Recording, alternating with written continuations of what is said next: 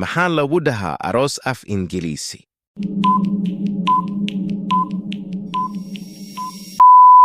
Wedding! Wedding! maxaa lagu dhahaa jacayl?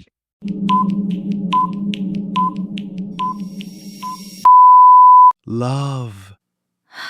Love. maxaa lagu dhahaa nacayb?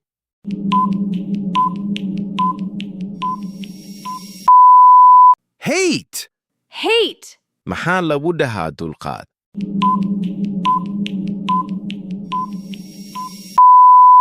Patience. Patience. maxaa lagu dhahaa rajo?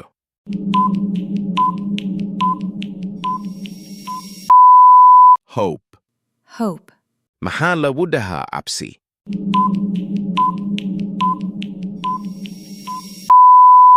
Fear. Fear. maxaa lagu dhahaa daciifnimo?